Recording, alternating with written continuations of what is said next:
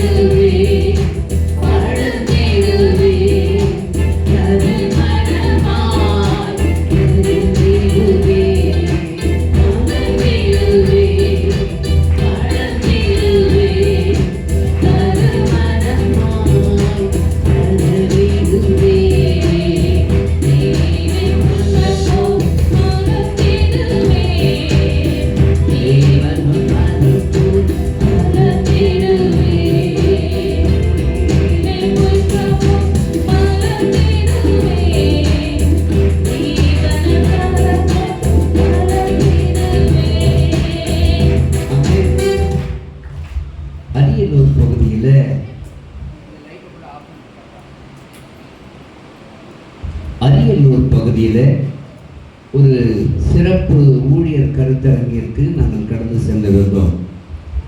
அப்படி போகும் பொழுது அந்த இடத்துல ஒரு அருமையான தேவனுடைய மனிதர் தேவ செய்தி அளிக்கும்படி வந்திருந்தார். ஓசூர் பகுதியில் கர்த்தருடைய ஊழியத்தை செய்கிற அருமையான பாஸ்டர் எல் ஜோசப் ஐயா அவர்கள் நம் வழியாக நம்முடைய மாவட்டத்தில் அநேக சபை கட்டுகிறதற்கு உதவி செய்திருக்கிறார்கள். அவர்கள் தேவனுடைய செய்தியை கொடுக்கும் முன்பாக அவர்கள் ஒரு வார்த்தையை சொன்னார்கள். நாங்கள் உள்ளே நுழையும் பொழுது எங்களை பார்த்து சொன்னார்கள், டெல்டா மாவட்டத்தினுடைய தரிசன தலைவர்கள் வருகிறார்கள் என்று சொல்லி அவர்கள் ஒரு காரியத்தை சொன்னார்கள். குறிப்பாக தானியேலை போல ஒரு தரிசனம் உள்ள தலைவர்கள் தேசத்திலே எழும்ப வேண்டும் என்று சொல்லி அவர்கள் சொன்னார்கள். இந்த வார்த்தை என் மனசை குத்திக்கிட்டே இருந்துச்சு. தானியேலை போல தரிசனமுள்ள தலைவர்கள் தேசத்திலே எழும்ப வேண்டும். ஆமென். தானியேலுடைய அனுபவங்கள், தானியேல் அவருடைய சுபாவங்கள், தானியேலுடைய எதிர்காலங்கள் அனைத்துமே தேவனை பின்பற்றியதாகவே இருந்தது. அந்த வசனங்களை தியானித்த பொழுது எனக்குள்ள ஒரு மாபெரும் ஒரு அனலுள்ள ஒரு அபிஷேகம் தான் கிளம்பினுச்சு. அல்லேலூயா. அன்பானவர்களே, தானியேல் என்று சொன்னாலே தேவன் என் நியாயாதிபதி என்று அர்த்தம். தானியேல் என்றால் என்ன அர்த்தம்? தேவன் என் நியாயாதிபதி, தேவன் என்னுடைய நியாயாதிபதி. நேபுகாத்நேச்சார் இஸ்ரவேல் தேசத்திலே அவர்களை அடிமைப்படுத்தி அந்த தேசத்தை அவர்கள் மேற்கொண்டு அந்த தேசத்திலே இருந்த வாலிபர்கள், முக்கியமானவர்கள் எல்லாரும் அடிமைகளாக்கி, உயர் குலத்தாரையும் அடிமைகளாக்கி அவர்களை பிடித்து கொண்டு சிறைக்குள்ளாக பாபிலோன் தேசத்திற்குள் கொண்டு வருகிறார். அந்த பாபிலோன் தேசம் என்பது எதை காண்பிக்கிறது என்று சொன்னால், இன்றைக்கு இருக்கிற ஈராக். இன்றைக்கு இருக்கிற ஈராக் தான் அன்றைக்கு பாபிலோனுடைய அந்த நேபுகாத்நேச்சார். மேதியா பெர்சியா ராஜ்யங்கள், மேதியா பெர்சிய ராஜ்யங்கள். அது மாத்திரமல்ல, இந்த மேதியா பெர்சியா என்று சொன்னால் இன்றைக்கு இருக்கிற ஈரான், ஈராக், இந்த ரெண்டு பகுதிகளைத்தான் குறிக்கும். இன்றைக்கும் இந்த ரெண்டு பகுதிகளும் இஸ்ரவேலுக்கு விரோதமாகவே நிற்பதை நீங்கள் கவனிக்க முடியும். அன்பானவர்களே, அந்த பாபிலோனுக்குள் வந்தவர்களிலே தானியேல் என்பவர் 16 வயது நிரம்பினவர். கைதியாகி பாபிலோனிலே கொண்டு வரப்பட்ட அவனுடைய தோழர்கள் அனனியா, மிஷாவேல், அசரியா என்ற இந்த மூவரோடும் அந்த தானியேலும் சேர்ந்த 4 நபர்களுமாக கல்தையருடைய கல்வியை கற்றார்கள். அந்த தேசம் கல்தையருடைய தேசம் என்று சொல்லப்பட்டது. கல்தையருடைய கல்வியை கற்றுக்கொண்டு அவர்களுக்கு தகுந்த ஒரு உத்தியோகம் பார்ப்பதற்கான நல்ல அறிவும் திறமையும் உடையவர்களாக அவர்கள் மாறினார்கள். அந்த உத்தியோகத்தை கற்றுக்கொள்கிறதற்கு முன்பாக அந்த தானியேல், சாத்ராக், மேஷாக், ஆபேத்நேகோ என்று சொல்லப்படுகிற அனனியா, மிஷாவேல், அசரியா இவர்கள் எல்லாருமே 4 பேரும் அந்த கல்தையருடைய உணவு வகைகளை தாங்கள் உட்கொள்ளாதபடி தங்களை காத்துக் கொண்டார்கள்.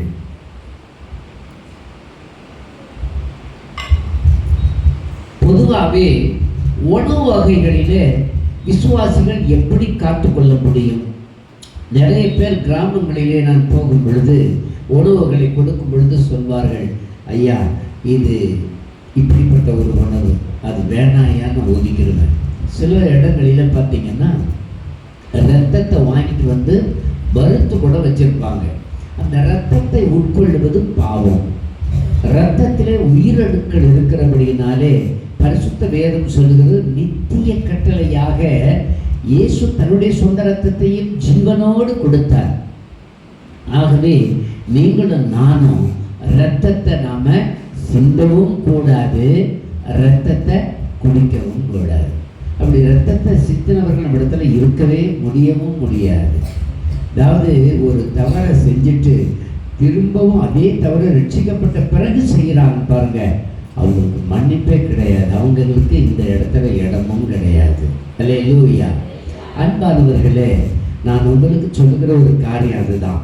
உங்கள் வீடுகளிலே இரத்தத்தை, ஆட்டினுடைய இரத்தமோ மாட்டினுடைய இரத்தத்தையோ வாங்கி அதை வறுத்து சாப்பிடணும்னு நினைக்காதீங்க. அந்த இரத்தத்தில் ஜீவன் இருக்கிறபடினாலே நம்முடைய வாழ்க்கையில் அது ரொம்ப சேதாரத்தை உண்டு பண்ணும். அல்லேலூயா. தானியேல், இந்த தானியேல் ரொம்ப அருமையான வாலிப சகோதரர். 16 வயசு 17 வயது நிரம்பினவர். நேற்றைய தினத்தில் ஒரு சம்பவம்.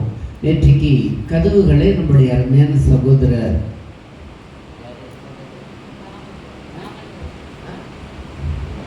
ராமர் பிரதர், அவருடைய சந்தர் 2 பேருமே உதவி செய்து வாசல் கதவுகளை நமக்கு போட்டு கொடுத்தார்கள், வெல்டிங் பண்ணாங்க. நாங்கள் உட்கார்ந்து ஒரு 2-2:30 மணி இருக்கும் சாப்பிட்டுக்கிட்டு இருக்கோம். அப்பொழுது அருமையான சகோதரி அமுதா அவர்களுடைய இளைய மகன் அந்த பெரிய மூட்டையை எடுத்துக்கிட்டு இன்னும் அவரை போல ஒரு 3 பேர் அந்த பைக்கில் இருக்காங்க. ஒரு 2 மூட்டையும் எடுத்துக்கிட்டு அவங்க பொறுத்தனையாக காய்கறிகளை வாங்கிட்டு வந்து கொடுக்குறாங்க. அது வந்த பொழுது ரொம்ப மனசு கஷ்டமாக இருந்துச்சு.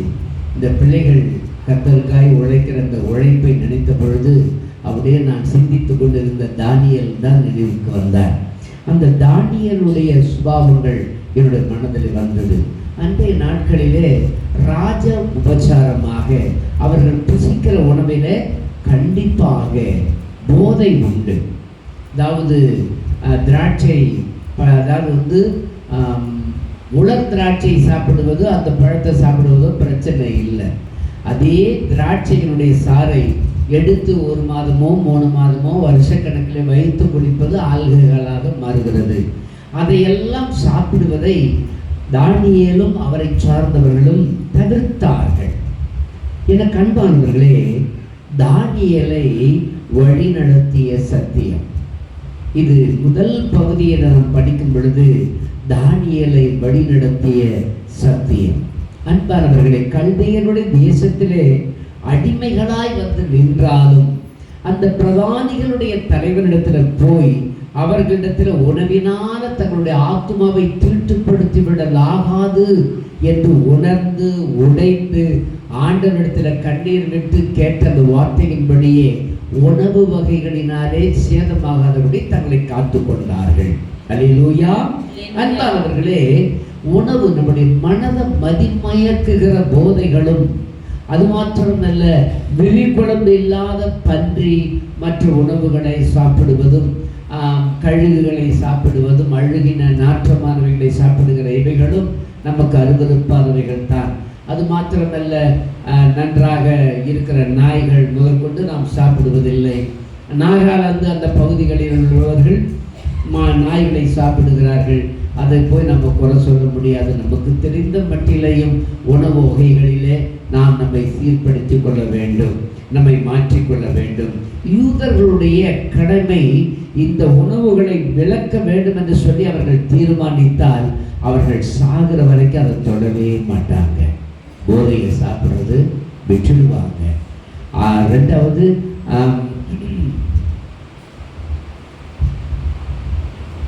ஆட்டினுடைய மாட்டினுடைய மிருகங்களுடைய ரத்தத்தை புசிக்க மாட்டார்கள்.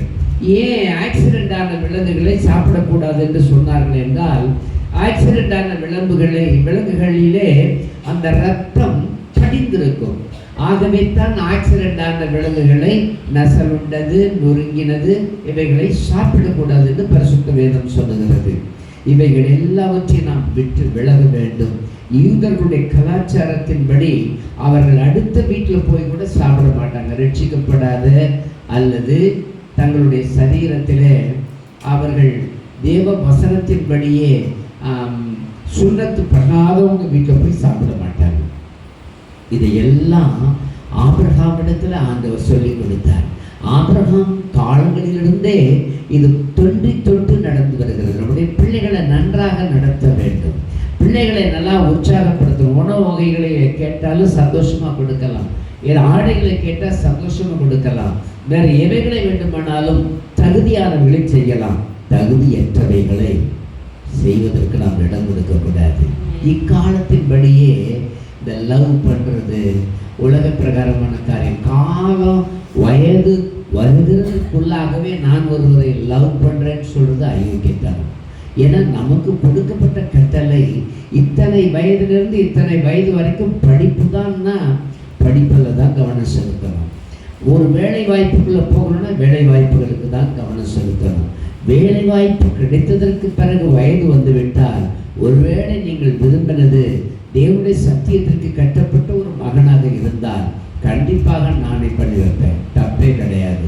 அதே சமயத்தில் உலக மனுஷனா இருந்தால் உன் வாழ்க்கை நரகத்தை விட கேவலமாய் போய்விடும். இன்றைக்கு இருக்கிற லவ் எல்லாம் உடல் சுகத்திற்காக மாத்திரமே. அது நம்முடைய வாழ்க்கையை ஆசீர்வாதமான பாத்திரமாய் கொண்டு போய் சேர்ப்பது இல்லை. ஆகவே அதை வேதம் ஏற்றுக்கொள்ளவும் இல்லை.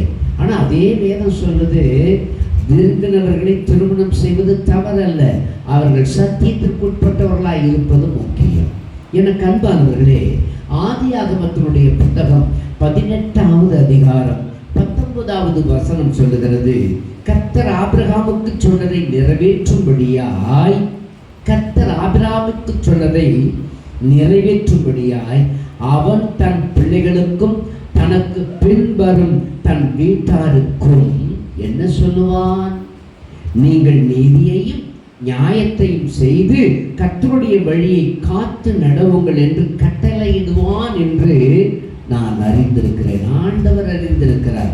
நம்முடைய பிள்ளைகளுக்கு சத்தியங்களை போதிக்கணும். நம்முடைய பிள்ளைகளை ஒரு சிநேகிதன் என்கிற ஒரு நிலைப்பாடுகளுக்குள்ளே ஒரு மகனுடைய அல்லது மகனுடைய மன உணர்வுகளை பெற்றோர்கள் புரிந்து கொள்ளணும், பேசணும். அவர்களிடத்துல ஒரு நட்பாய் அன்பாய் பேசணும். எடுத்தவுடனே கடமையிடாம இருந்துச்சுன்னா அவங்க எப்படி யாருக்கிட்ட தங்களுடைய மனதில் எழுகிற சந்தேகங்கள், தங்களுடைய மனதில் விரும்புகிற காரியங்களை எப்படி நம்ம இடத்துல பகிர்ந்து கொள்வார்கள்? ஆக பகிர்ந்து கொள்ள மாட்டார்கள். ஒரு நல்ல நட்பு சிநேகிதம் இருந்தால்தான் உங்களிடத்தில் சொல்லுவாங்க. அப்படி சொல்லும் பொழுது இது தவறானவைகள் என்பதை நீங்கள் வேத வசனத்தை கொண்டு அவர்களிடத்தில் அறிவுறுத்தும் பொழுது அவர்கள் இந்த காரியங்களை விட்டு விலகி விடுவார்கள். அல்லேலூயா. அன்பானவர்களே, வேத வசனம் அதைத்தான் சொல்லுகிறது. ஆபிரகாம் தன் சந்ததிக்கு அதை சொல்லுவார். ஆபிரகாம் தன் சந்ததியை அப்படி நடத்துவார். வேத வசனங்களிலே நீங்கள் வாசித்து பாருங்கள். ஆதியாகமம் 39வது அதிகாரம் 10வது வசனத்தில் நீங்கள் படிக்கும் பொழுது யோசேப்பை படிக்க வேணாம், யாரும் படிக்க வேணாம், நல்லா கவனிங்க. நான் அந்த கருப்பொருள்களை எடுத்துக்கொண்டு உங்களுக்கு நான் தனியாக சொல்ல விரும்புகிறேன். 39:10 நீங்கள் படிக்கும் பொழுது யோசேப்பை பாவம் செய்ய தூண்டுகிற அசுத்த வல்லமைகளின் மேலே அவன் ஜெபித்து ஜெயம் எடுத்து வெற்றியை பெற்றான். ஒரு அழகியா சொல்லுங்க பார்ப்போம். எனக்கு அன்பானவர்களே, யோசேப்பை பாவத்தை தூண்டுகிற அசுத்த வல்லமைகளின் மேலே ஜெபித்து ஜெயம் எடுக்க தேவனுடைய கிருபை அவனுக்கு உதவி செய்யிற்று.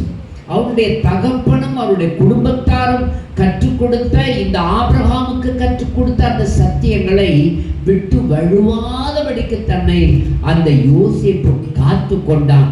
ஆகவே தான் அவன் சிறையில இருக்கும் பொழுதும் கர்த்தர் அவனோடு இருந்தார். நீங்க எந்த இடத்துல இருந்தாலும் ஒரு தேவன் உன்னோடு கூட இருக்கும் பொழுது ஒருவனும் உன்னை தாக்க முடியாது. அல்லேலூயா, ஹல்லேலூயா. ஒருவரும் உன்னை என்ன செய்ய முடியாது, அழிக்கவே முடியாது. எனக்கு அன்பானவர்களே, ஹல்லேலூயா, ஹல்லேலூயா, ஹல்லேலூயா. ஆண்டவர் சொல்றாரு, இந்த வேத வசனங்களால் தேவன் தன்னை கட்டி இழுத்த பொழுது அதை விட்டு எப்படி வழுவது என்று சொல்லி ஃபாதர் பெர்க்மன்ஸ் அவர்கள் பாடியிருக்கிறார்கள். அதில் ஒரு அடி பாருங்க. கயிறுகளால் கட்டி இழுத்து கொண்டார், கைபிடித்து நடக்க பழக்குகிறார். நுகத்தடி அகற்றிவிட்டார், பக்கம் சாய்ந்து ஊட்டுகிறார்.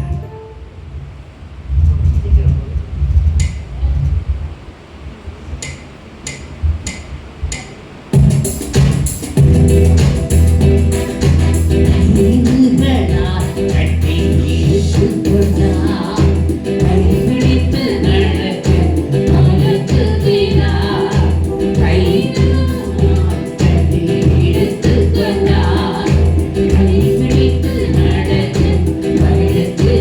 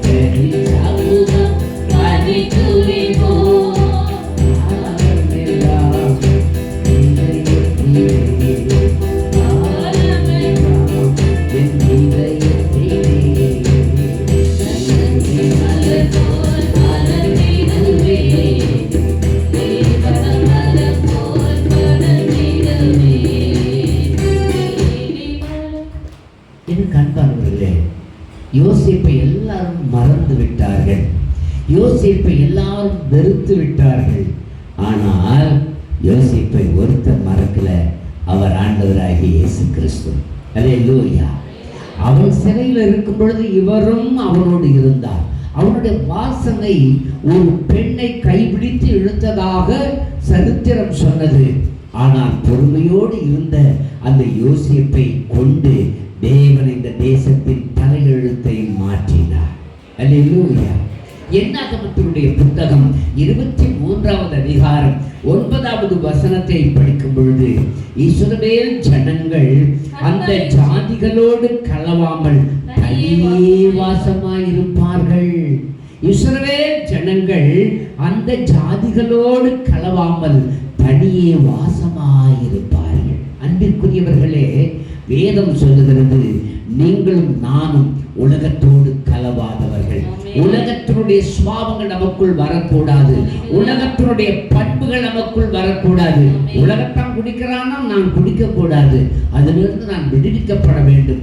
என் மதியை மயக்குகிற இவைகளின் மேலேயும் நான் என்ன செய்ய வேண்டும்? ஜெயம் பெற வேண்டும். ஒரு அல்லேலூயா சொல்லுவோமா? அன்பிற்குரியவர்களே, அந்த யோசேப்பினுடைய கோத்திரத்தார், ஆபிரகாமுடைய கோத்திரத்தார், யாக்கோபினுடைய கோத்திரத்தார் மற்ற ஜனங்களோடு கலவாமல் தனியே வாசமாயிருப்பார்கள்.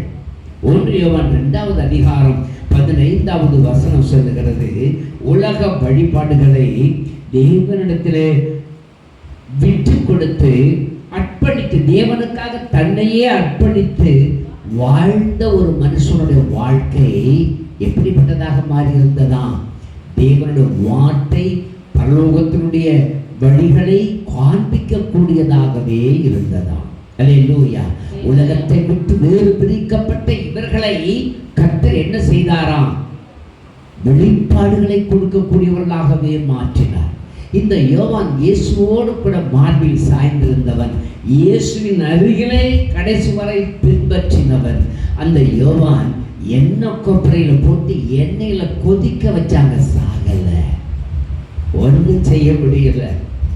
உலகம் அவர்களை ஜெயித்தது அப்படின்ற வார்த்தையை அழிச்ச உலகத்தை இவர்கள் ஜெயித்தார்கள். ஒரு அல்லேலூயா சொல்லுவோமா? ஆமென். உனக்குள்ளே அந்த சத்தியம் இருந்தால் நீ இந்த உலகத்தை ஜெயிக்க கூடியவனாகவே இருப்பாய். ஒரு அல்லேலூயா சொல்லுங்க பார்ப்போம்.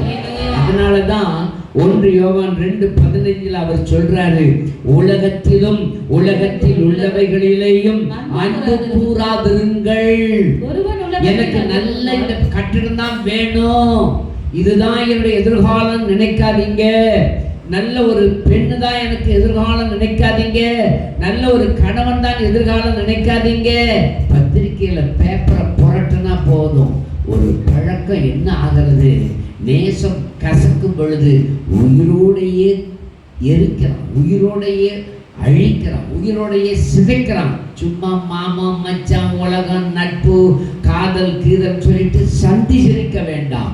நீங்கள் தேவனை நேசிக்க ஆரம்பித்தார், இயேசுவை நேசிக்க ஆரம்பித்தார், இயேசுவுக்காக உங்கள் மனதை கொடுக்க ஆரம்பித்தால், அப்படிப்பட்ட எந்த நிலைமை, எப்பேற்பட்ட உறவு, எப்பேற்பட்ட ஜெயம் என்றால் அவைகளை உதறி தள்ளினால் கர்த்தர் உங்களை உயர்த்த ஆரம்பித்தார். எப்பேற்பட்ட பையன்!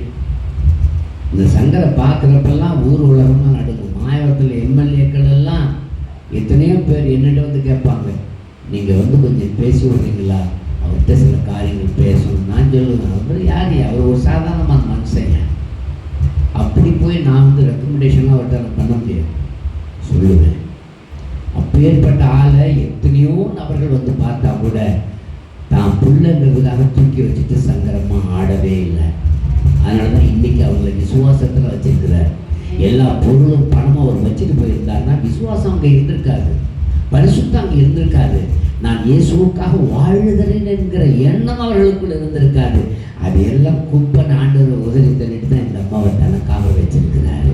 அல்லேலூயா. இயேசுவால பிடிக்கப்பட்டவர், அவர் ரத்தத்தாலே கழுவப்பட்டவர், இயேசுவால பிடிக்கப்பட்டவர், அவர் ரத்தத்தாலே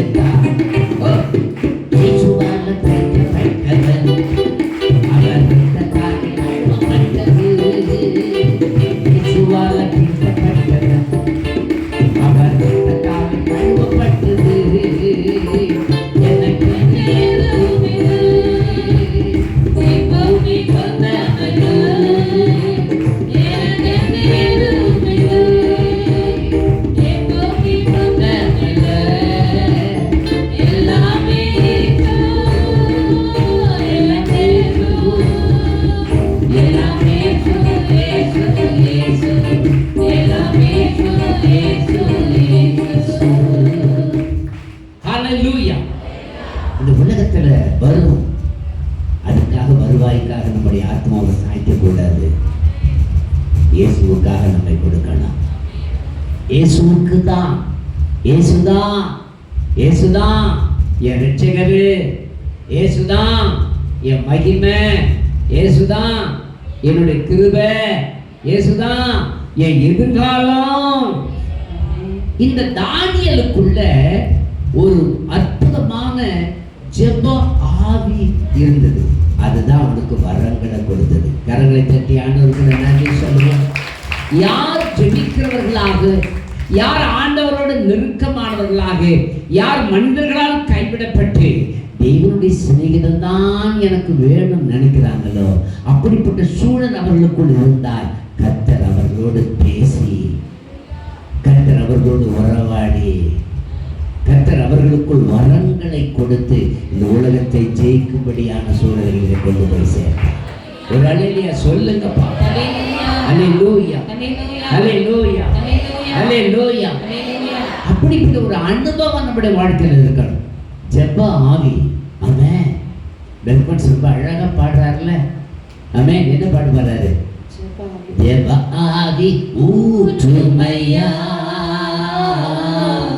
ஜெபிக்கணும் ஜெபிக்கணுமே, ஜெப ஆவி ஊற்றுமையா,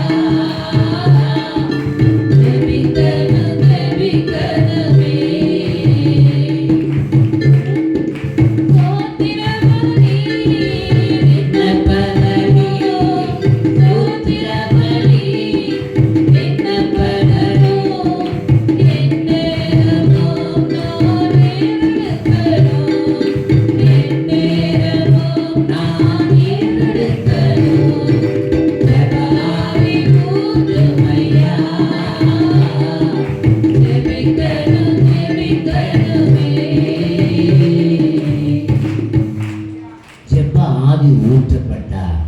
வீட்டில் சும்மா இருக்க விடாது. அவங்களுக்கு போய் சத்தியம் சொல்லு. இவங்களுக்குள்ள இருக்கிற பிரச்சனைகளுக்காக செவி. இதுதான் சத்திய சபை. இங்கேதான் கர்த்தர் ஆவியானவர் வாசம் பண்றாரு. நீ இந்த இடத்துல நீ நடக்கும் பொழுதே சுகம் கிடைக்கும். சில பரிசுத்தவான்களுடைய வீடுகளிலே ஒரு அருமையான தேவனுடைய மனிதன் அமெரிக்காவில் இருந்தார். அவர் மரிச்சிட்டார். மரிச்சதுக்கு பிறகு அவர் வீட்டுக்கு போய் எல்லாரும் என்னதான் பொக்கிஷம் வச்சிருக்கிறாரு பார்ப்போம். அந்த ஒரு அரைக்கதவை எப்பொழுதும் பூட்டியே வச்சிருப்பாராம். அந்த அரைக்கதவுல போய் உள்ள போறாருங்க. எல்லாரும் போய் பார்க்குறாங்க. இறந்து மனுஷன் தூக்கிட்டு வெளியில கொண்டு வர்றாங்க. அப்போ ஒரு படுக்கை விரிப்பு, ஒரு பாய் ஒன்று இருந்துச்சு. அந்த பாயில இந்த முட்டி போடுற இடத்துல அப்படியே அப்படியே ஒண்ணுமே பாயே இல்லை. அவர் படுத்திருந்த நேரங்களில் எல்லாம் விட அதிகமாய் ஜெபித்திருந்த நேரம் அதிகமாக இருந்தபடினால அந்த இடமே புண்ணா இருந்த, அந்த இடம் முழுவதும் அப்படியே பள்ளமா இருந்துச்சு. மேலே இருக்கிற பாய் இல்லை, பாய்க்கு கீழே இருக்கிற தசைகள் இல்லை, அந்த சிமெண்ட் தரம் இல்லை, எல்லாம் அப்படியே ஒரு மாதிரி எம்டியாவே இருந்துச்சா, குழியா இருந்துச்சா. அப்பதான் யோசிச்சாங்க, இந்த மனுஷன் வெளியில வந்து சத்தியத்தை போதிக்கிறத விட இவர் ஜெபிக்கிற நேரம் அதிகம். ஆகவே தான் இவர் போகிற இடங்களிலே பிசாசுகள் அழுது கதறி கொண்டு ஓடுகின்றன. ஆமென். பிசாசு ஓடணும்னா நீ ஜெபிக்கிற ஆளா மாறு. பிசாசு உன்னை விட்டு கடந்து ஓடணும்னா ஜெப ஆவி இருக்கணும். மற்ற மனிதர்களை பார்க்கும் பொழுது உடையணும். சில இடங்களில போய் பார்த்தீங்கன்னா கொடூரமா இருக்கும். நம்ம தேசத்துல தான் பிச்சைக்காரர்கள் இருக்கிறாங்க அப்படின்னு நினைச்சிட்டு இருக்கிறோம். அமெரிக்கா, ஐரோப்பா தேசங்கள், அமெரிக்காவில் நடு ரோட்டில் பிச்சைக்கு குளிர்காலத்துல விரைச்சு போய் செத்து போன பிச்சைக்காரர்கள் யாராலும். என்ன கவர்மெண்ட், எந்த கவர்மெண்ட்டாக இருந்தாலும் யாரையும் திருப்திப்படுத்த முடியாது, அற்புதங்களை செய்ய முடியாது, அவர்களுடைய வாழ்க்கையை திருத்த முடியாது, அவர்களுக்கு வீடு வாசல்களை கட்டி கொடுக்க முடியாது. அப்படியே பிச்சை எடுத்தே பழக்கப்பட்டவர்களுக்கு எத்தனை வீடுகள் கட்டி கொடுத்தாலும் அதையும் வாடகை விட்டு நடு ரோட்டில் வந்து பிச்சை எடுக்கிற சுபாவத்தை விட்டு அவங்க மாற மாட்டாங்க. அல்லேலூயா. அவர்களுக்காக நீங்கள் நான் என்ன செய்யணும்? ஜெபிக்கணும். ஒரு ஏழை அமெரிக்காவில் அப்படியே நடுரோட்ட நின்றுக்கிட்டு கதறிக்கிட்டே வராங்க. ஏசப்பா தான் நல்லவர். வாலிப பிள்ளைகள் மைக் போனை எடுத்துக்கிட்டு சுற்றுறாங்க. நல்ல வளர்ந்த ஊழியக்காரர்கள் தன் பிள்ளைகள் 2 பிள்ளைகளோடு சாராய கடை வாசல் நின்று, இங்கே போகிற இந்த சாராய கடைக்கு போகிற நீங்கள்லாம் அழிகிற பாதைக்கு போகிறீங்க, திரும்பி வாங்கன்னு சத்தியம் சொல்கிறாங்க. வாட்ஸ்அப் குழு ஓப்பன் பண்ணி பாருங்கள். அதில் சிலர் காரி துப்புகிறார்கள், சிலர் ஐயோ ஏம்மா இப்படி இங்கே வந்து நிற்கிறீங்க அப்படின்னு அந்த சின்ன பிள்ளைகளை பார்த்து கேட்குறாங்க. இல்லையா, இந்த இடத்துக்கு போகாதீங்க ஐயா, இது நரகத்தினுடைய பாதை ஐயான்னு அந்த பிள்ளைகள் அழுது சொல்லுது. தகப்பனர் பக்கத்தில் நின்றுட்டு பிரசங்கத்தை பண்ணிக்கிட்டே இருக்கிறாரு. இந்தியாவினுடைய தலைமை நீதிபதி தெளிவாக சொல்றாரு, எங்களுடைய சட்டை மேதை அம்பேத்கர் அவர்கள் எழுதி கொடுத்த சட்டத்தின்படி எங்க வேணாலும் யார் வேண்டுமானாலும் இயேசுவை பற்றியோ யாரை பற்றியோ சொல்லலாம். அது தடுப்பது இந்தியாவுடைய மத சுதந்திரத்துக்கு விரோதமானது. யார் யார் மேல கேஸ் போட்டிருந்தாங்களோ எல்லா கேஸையும் வித்ட்ரா பண்ணுங்களான்னு சொல்லிட்டு தலைமை நீதிபதி சொல்லி இருக்கிறார். ஆமென். அல்லேலூயா, அல்லேலூயா. இன்னைக்கு குடும்பம் கோத்திரம் இல்லாத சன்னியாசி பயலும் வந்து மத்தியில் வந்து ஆட்சியில் இருக்கிறாங்க. எப்படி தேசம் ஆசீர்வாதத்தை பார்க்க முடியும்? ஒரு குடும்பத்தை விசாரிக்காதவன் எப்படி தேசத்தை விசாரிக்க முடியும்? ஆத்திரம் மாத்திரம் போதாது, சத்தியத்தை உட்கொள்ளுகிறவனா இருக்கணும். அல்லேலூயா. அதுவும் கிறிஸ்தவர்கள் சத்தியத்தை மாமே சொல்லுகிறவர்கள் என்பதை உணர்கிறவன் தாயாங்க இருக்கணும். இல்லைன்னா அவன் கதை கந்தலாய் போயிட்டே இருக்கும். அல்லேலூயா. அன்பானவர்களே, பிச்சை எடுக்கிற மக்களை கவனித்து பாருங்கள். உண்மையிலே சூழ்நிலை பிச்சை எடுக்கிறவர்கள் உண்டு.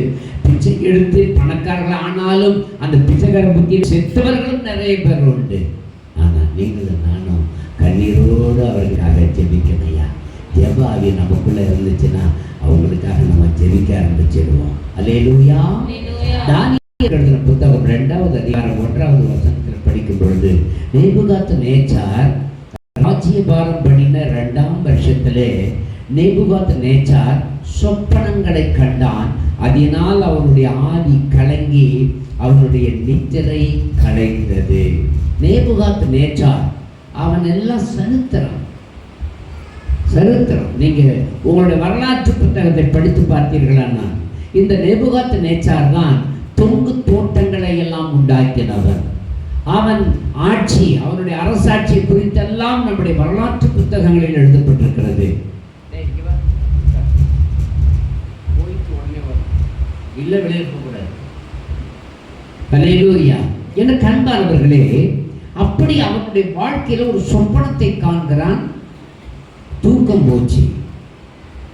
அப்பதான் 2வது அதிகாரம் 5வது வசனத்தினுடைய பிற்பகுதியில் சொல்றான், சொப்பனத்தையும் அதன் அர்த்தத்தையும் எனக்கு அறிவியாமற் போனால் துண்டித்து போடப்படுவீர்கள், உங்கள் வீடுகள் எருக்களங்களாக்கப்படும். ஞானிகள், வேத பண்டிதர்கள், சத்தியவான்கள், வரம் பெற்றவர்கள் அத்தனை பேர் முயற்சிக்கிறார்கள். ஒருவனுக்கும் சொப்பனத்தை சொன்னா நாங்க அர்த்தம் சொல்றோம்னு அநேகர் சொன்னாங்க. சொப்பனத்தையும் சொல்லணும், அர்த்தத்தையும் சொல்லணும்னு என்ன சொன்ன பொழுது யாராலும் முடியல. அல்லேலூயா, அல்லேலூயா. ஒருவராலும் முடியவில்லை. தானியேல் 2:13 நீங்கள் படிக்கும் பொழுது நீங்க அதுல ஞானிகளை கொலை செய்ய வேண்டும் என்கிற கட்டளை வெளிப்பட்ட பொழுது தானியேலையும் அவன் தோழரையும் கொலை செய்ய தேடினார்கள். தானியேலுக்குள்ளேயும் இந்திய தேசத்துல சட்டம் கடுமையா இருக்குதுயா. அவன் நல்லா இருக்கிறப்ப அவன் போறான், நான் நல்லா இருக்கிறப்ப நான் நல்லா இருப்பேன் நினைக்கவே கூடாது. ஒருத்தவன் பாதிக்கப்பட்டா நீங்களும் நானும் கண்ணீர் வடிக்கணும், நீங்களும் நானும் ஜெபிக்கணும். அப்படி ஜெபிக்காவிட்டால் நம்முடைய வாழ்க்கையில மாற்றங்களை பார்க்க முடியவே முடியாது. ஒரு அல்லேலூயா சொல்லுங்க பாப்போம். அல்லேலூயா. நீங்களும் நானும் ஆசீர்வாதமுள்ள ஒரு பாத்திரமாய் மாற வேண்டும் என்றால் ஆண்டவருக்காக நிற்கணும். ஜெபிக்கிற ஆளாய், துதிக்கிற ஆளாய், வேதத்தை வாசிக்கிற ஆளாய் நான் மாறும்போதுதான் தேசத்தினுடைய தலையெழுத்து மாற்றப்படும். அல்லேலூயா, அல்லேலூயா. கண்பானவர்களே, அந்த தானியேலுக்கு எழுதின புத்தகத்தில் வாசிக்கிற பொழுது தானியேலும் அவனுடைய நண்பர்கள் 4 பேருமே சேர்ந்து இந்த மறை பொருள்கள் வெளிப்படுத்தப்படும்படி ஜெபித்தார்கள். நீங்களும் நானும் நமக்கு இந்த தேசத்துல ஒரு பிரச்சனை வரும் பொழுது கூடி ஜெபிக்கிற அனுபவம் நமக்குள் வேணும். கூடி ஜெபிக்காமல் வெற்றியை நம்மால் பார்க்க முடியாது. ஒரு அல்லேலூயா சொல்லுங்க பாப்போம். அல்லேலூயா. எனக்கு அன்பானவர்களே, கூடி ஜெபிக்கிறதுல வருகிற ஆசீர்வாதம் மேலானது. அந்த ஆசீர்வாதத்திற்கு இணையான ஆசீர்வாதம் இந்த உலகத்துல எதுவுமே கிடையாது. அல்லேலூயா. 2 அல்லது 3 பேர் எங்க கூடி இருக்கீங்களோ அங்க நான் இருக்கிறேன்னு சொன்ன ஒரே தேவன் நம்முடைய தேவன். அல்லேலூயா. கடந்த மாதத்திலே தேரந்தூர் பகுதியிலே உபவாச ஜெபத்தை ஒழுங்கு செய்திருந்தோம். முடிவு ஜெபத்தை ஒழுங்கு செய்திருந்தோம். எல்லாரும் வந்திருந்தாங்க. நல்லா ஜெபித்தோம். நிறைய விடுதலை கர்த்தர் கொடுப்பேன் என்று அன்னைக்கு வாக்கு கொடுத்திருக்கிறார். அல்லேலூயா. இந்த மாதத்துல நாம் செம்பனார் கோயில் பகுதியில் உபவாசத்தை இருக்க போறோம். நைட் பிரேயர் இருக்க போறோம். வருகிற 19, 11 செம்பனார் கோயிலிருந்து யார் யார் வந்துறீங்க? கையை தூக்குங்க பார்ப்போம். 19, 11, 2025 கர்த்தருக்கு சித்தமானால் இங்க முன்னாடி இருந்தா கூட சத்தம் போடுறோம் வர்றோம்னு சொல்லிட்டு யாராவது சொன்னா கூட கடைசியா சாந்தி வீடு தான் இருக்குது. சாந்தி வீட்டுக்கு போயிடலாம். ஆமென். அங்க ஜெபம் வச்சுக்கலாமா? ஆமென். சாந்தி வீட்டில் போய் முடிவு ஜெபத்தை நாம் வைத்துக் கொள்ளலாம். 19ஆம் தேதி. எனக்கு அன்பானவர்களை, ஜெபம் நம்முடைய வாழ்க்கையில் ஒரு மாபெரும் மாற்றங்களையே கொடுக்கிறது. அல்லேலூயா. தானியேல் 2:19 நீங்க இருக்கும் பொழுது, பின்பு ராக்காட்டிலே தரிசனத்திலே தானியேலுக்கு மறை பொருள் வெளிப்படுத்தப்பட்டது. அப்பொழுது தானியேல் பரலோகத்தின் தேவனை ஸ்தோத்தரித்தான். ஒரு வெளிப்பாடு நமக்கு கிடைக்கும் பொழுது நன்றாக ஜெபிக்கணும். வெளிப்பாடு கிடைக்கலன்னா கூடி ஜெபிக்கணும். நாம் கூடி ஜெபிக்கணும்.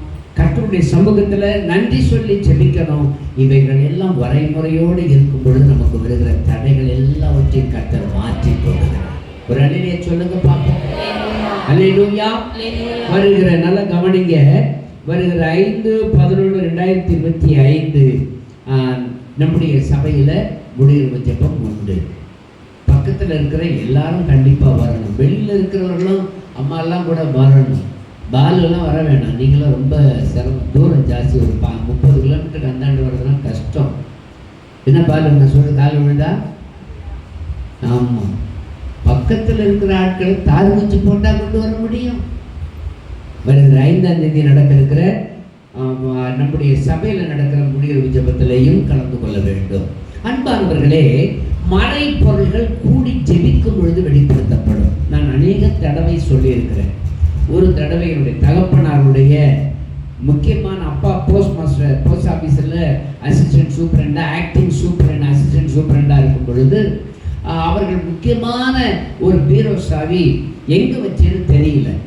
அவர்கள் இரவு வந்து எங்களிடத்துல சொல்லுகிறார்கள், எப்பா அந்த முக்கியமான சாவிப்பா, நாளைக்கு அசிஸ்டன்ட் சூப்பரண்டு டைரக்டாக போட்டவர் ஹெட் குவார்ட்டர்ஸில் இருக்க வேண்டியவர், அவருக்கு புதுசாக போஸ்டிங் போட்டு புதுசாக வராரு. அவர்கிட்ட நான் என்னுடைய சாவிகளை கொடுத்து ஹேண்ட் ஓவர் பண்ணணும். எனக்கு எப்படியாவது ஜெபிங்க, சாவி எங்கே போச்சுன்னு தெரியல அப்படின்னு சொல்லி எங்கள் அப்பா கண்ணீரோடு எங்கள் வீட்டில் சொல்கிறாங்க. நாங்கள் எல்லாரும் ஜெபிக்கிறோம். எங்கள் அப்பா என்கிட்ட தான் வந்து அடிக்கடி சொல்லுவாங்க. ஏன்னா என்னிடத்துல வெளிப்பாடு அன்னைக்கே சொப்பனம் தரிசனத்தினாலே வெளிப்பாடுகள் இருக்கும் என்பது என்னுடைய தகப்பனாருக்கு தெரியும். ஆகவே என்னுடைய தகப்பனார் என்னிடத்துல சொன்னார்கள். நாங்கள் ஜெபித்திருக்கிறோம். அன்றைக்கு இரவு ஜெபித்தோம். அதிகாலையிலே ஒரு சொப்பனத்தை நான் காண்கிறேன். ஒரு பெரிய ஆஃபீஸில் இருந்து ஒரு ஃபோன் என்னுடைய தகப்பனாருக்கு காலை 11:20 வருகிறதாக, அந்த டைத்தை கூட ஆண்டவர் காட்டினார், வருகிறதாகவும் அவர்கள் ஏதோ ஒரு ரகசியத்தை அவரிடத்தில் சொல்லுகிறதாகவும் அந்த தரிசனத்திலே கண்டேன். அதை நான் தகப்பனார் இடத்துல சொல்லிட்டு விட்டுட்டேன். எங்கள் அப்பா காலையில் எப்படி இருந்தாலும் 10-11 மணிக்கு உள்ள ஹேண்ட் ஒர்க் பண்ணணுமே, சாவி கொடுக்கணுமே, என்ன செய்யறதுன்னு தவிச்சுக்கிட்டு இருக்காங்க. அப்படி இருக்கும் பொழுது ஹெட் போஸ்ட் ஆஃபீஸில் இருந்து ஒரு ஃபோன் ஒன்று எங்கள் தகப்பனாருக்கு 11:20 வருகிறது. என்னன்னா, சார் இங்கே ஒரு முக்கியமான சாவி குத்து, நேற்று நீங்கள் இங்கே வந்திருந்தீங்களா ஆஃபீஸுக்கு? ஆமாம். அப்போ ஒரு சாவி குத்தை தவறிட்டீங்கன்னு நான் நினைக்கிறேன். அந்த சாவி குத்தை நம்ம ஆஃபீஸ் சாவி மாதிரி தான் இருக்குது, நீங்கள் வந்து செக் பண்ண முடியுமா? உடனே வர்றேன். எங்கள் அப்பா உடனே போய் பார்த்தாங்க. போய் பார்த்தா அவங்க தவற விட்டு அதே சாவி 11:20. ஒரு அழகிய சொல்லுங்க பார்ப்போம்.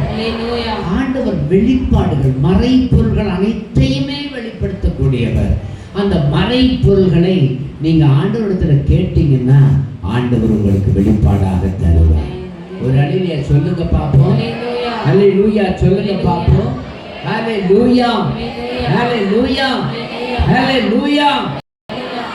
அன்பானவர்களே, உங்களுக்கு எதிரடையாய் செய்யப்பட்ட எந்த காரியமும் வாய்க்காமலே போய்விடும். ஒரு சம்பவத்தையும் நான் உங்களிடத்தில் சொல்ல விரும்புகிறேன். ஒரு சமயம் அருமையான சகோதரர் வேலாயுதம் அவர்களும் துணைவியாரும் என்னிடத்துல வந்து கண்ணீரோடு ஒரு காரியத்தை சொன்னார். அவர்களுடைய பக்கத்தில் ஒரு சில வீடுகளை தாண்டி ஒருவர் தன்னுடைய வீடுகள் வாசல்ல எலுமிச்சம்பழம், ஒரு எலும்பு துண்டு மற்றவர்களை வைத்துட்டு போனதாகவும், அதை நான் பார்த்ததிலிருந்து பயங்கரமா உடனே சரியில்லைன்னு சகோதரி கண்ணீர் விட்டு சொன்னாங்க. சகோதரி வந்திருக்கீங்களா? உண்மைதானே நான் சொல்றது? அவங்க சொன்னாங்க. நான் அப்ப சொன்னேன், ரொம்ப உடம்பு சரியில்லாம போயிடுச்சு, ஒன்றும் பயப்பட வேணாம். அவன் எதிராளி உங்களை பயமுறுத்தி டச்சிங் வேலையை பண்ணுவான், பயப்பட வேணாம். நாங்கள் ஜெபம் பண்ணினோம். ஜெபம் பண்ண பிறகு அவங்ககிட்ட சொன்னேன், ஏன் உங்களுக்கு விரோதமாக உங்களை டச் பண்ணனா உயிரோடு இருக்க முடியாது. அவன் உயிரோடு இருக்கானம்மா? இப்போ இல்லை, கொஞ்ச நாள் அவுட்டு. அப்போ உங்களுக்கு விரோதமாக எவனும் எழும்ப முடியாது. ஏன்னா மறைப்பொருள்களை வெளிப்படுத்துகிற தேவன் தன் பிள்ளைகளுக்கு வருகிற ஆபத்தை மட்டும் விட்டுருவாரா? கண்டு காணாமல் இருக்கிறவரா? இவர் உனக்கு வருகிற பாடு அவருக்கு, அவருக்கு வருகிற பாடு உனக்கு நீ நினைக்கணும். ஒரு அழகியா சொல்லணும். அல்லேலூயா அல்லேலூயா. எனக்கு அன்பானவர்கள், தானியேல் 2:19 நீங்கள் படிக்கும் பொழுது வெளிப்பாடுகள் வெளிப்படுத்தப்பட்டது. அதை ராஜ பிரதானிகளின் வழியாக அவன் அரண்மனைக்கு சொல்லுகிறான். அரண்மனையில வந்த ராஜாவினிடத்தில் அந்த காரியங்களை பகிர்ந்து கொள்ளுகிறான். பகிர்ந்து கொள்ளும் பொழுது என்ன தெரியுமா? அவன் காலில் விழுந்து அவனை பூஜிக்க ஆரம்பிச்சிட்டான். மறை பொருள்களை வெளிப்படுத்துகிறவர் நீர்தான், நீர்தான் தெய்வன், அவரே கும்பிட ஆரம்பிச்சிட்டான். கடைசியா அவன் ஒரு வார்த்தையை சொன்னான் பாருங்க, அவனை உயர்த்திட்டு. அந்த வசனத்தை படிக்க முடியுமா? படியுங்கள் பார்க்கலாம். 2:40, அதாவது 20-21 தான் இருக்குன்னு நினைக்கிறேன் அந்த வசனம். படிங்க. அவரே ஆழமும் மறைபொருளும் பொருளுமானதை வெளிப்படுத்துவார். ஆமென். இருளில் இருக்கிறதை அவர் அறிவார். ஆமென். வெளிச்சம் அவரிடத்தில் தங்கும். என் பிதாவின் தேவனே, நீர் எனக்கு ஞானமும் வல்லமையும் கொடுத்து, நாங்கள் உம்மிடத்தில் வேண்டிக் கொண்டதை இப்பொழுது எனக்கு அறிவித்து ராஜாவின் காரியத்தை எங்களுக்கு தெரிவித்தபடியினால் உம்மை துதித்து புகழுகிறேன் என்றான். ஆமென். இது துதிச்சு புகழுகிறேன்னு சொன்னா ராஜா என்ன பண்ணான் தெரியுமா?